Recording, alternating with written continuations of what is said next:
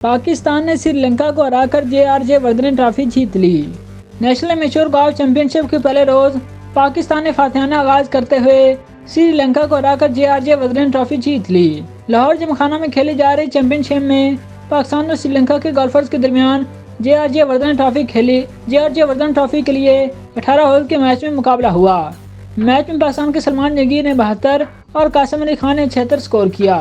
यूं मजमूई तौर पर पाकिस्तान का स्कोर 148 रहा, जबकि श्रीलंका के गोल्फर मजमूई तौर पर 155 स्कोर कर सके।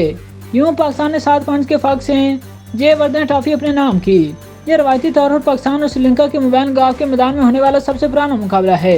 World corporate golf challenge Pakistan के साउथ रीजन में अहमद नुमान और मलिक मुर्तजा कामयाब रहे।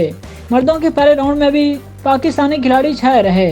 जिमखाना के मोहम्मद शुएब और नुमान इलियास 71 स्कोर के साथ पहले, सलमान जंगीर और असलम राजा 72 स्कोर के साथ दूसरे, जबकि उसामा नदीम 73 और उमर खालिद 74 स्कोर के साथ बेलतरतीब तीसरे और चौथे नंबर पर रहे।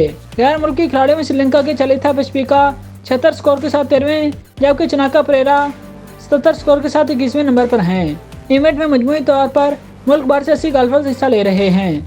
वाज़ेह है कि national amateur golf championship Lahore के जिमखाना क्लब में खेली जा रही है। 29 अप्रैल तक जारी रहने वाली चैंपियनशिप के दौरान एमेच्योर, सीनियर एमेच्योर, खवातीन, बैनुल सूबाई ट्रॉफी और इंटरनेशनल मैच ट्रॉफी के लिए मुकाबले होंगे। पाकिस्तान गोल्फ फेडरेशन की जानिब से चैंपियनशिप में पहली बार खतून टूर्नामेंट डायरेक्टर मुनज़्ज़र शाहीन का तकर्रर किया गया है, जिन्होंने मुल्क को बैरून मुल्क से कोर्सेज पास करने के बाद ये एजाज़ हासिल किया है।